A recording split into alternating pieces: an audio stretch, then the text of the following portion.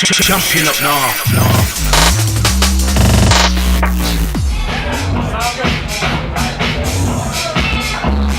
So we're live backstage at Jungle Jam 9th birthday on Champion Up North TV with Nicky Blackmarket. How you doing? You alright? So obviously you're quite a prolific DJ, I don't really need to state that, but have you played in the North in many times in your life, and what do you think about the general vibe of jungle nights here? Yeah, loads of times. Every other weekend.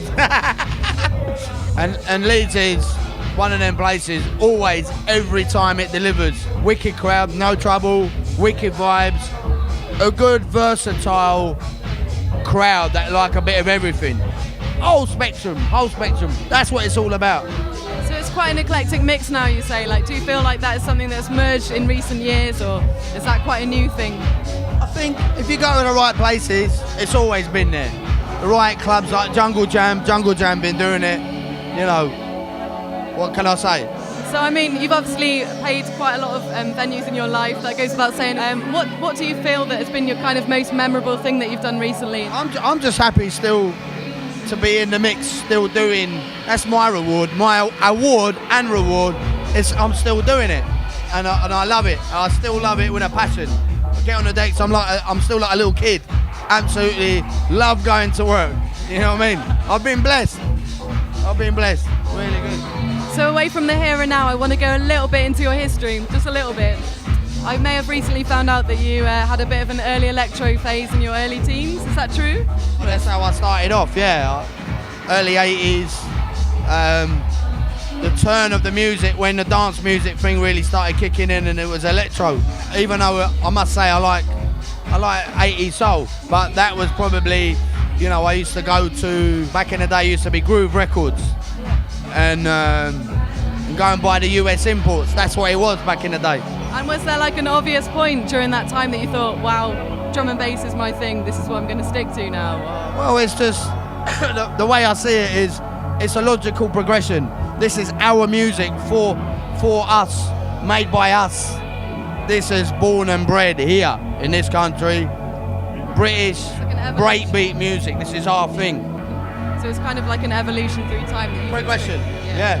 Evolution and progression. Yeah.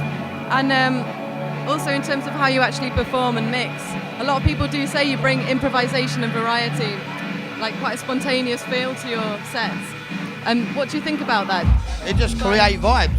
Whatever, you know, I don't really build my set before I come. I'm like, right, what are we going to do? And I've got to ask you, because I know we had a chat about this before, but in terms of your Black Market Records in London, how has that kind of progressed over time? And talk a little bit about your involvement with them. And I was in there for 22 years, and we've seen so many different changes over the years, which is great. You know, when I first went in there were no drum and bass. Like I say, it's an evolution, and it just like, it happened.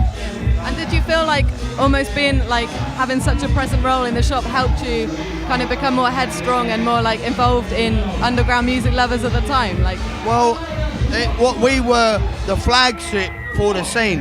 There was like around the West End, there was about 4-5 shops, and we were the key shops. I'd have a white label come in and then you'd have Ray say, "Where'd you get that tune from?" Someone would come in, "Where'd you get that tune from?" "Yeah, it's from Nicky." And then someone come in to me, yeah, Ray's got this tune, or Frost got this tune, or Nookie or Pedro's got this tune. So you like had that personal interaction with people to kind of spread the love big of time, the music. Big time. And I've got to ask this because I'm going to ask everybody. Considering we're in a jungle tonight, what animal is your music and why? A lion, probably. A lion. King of the jungle.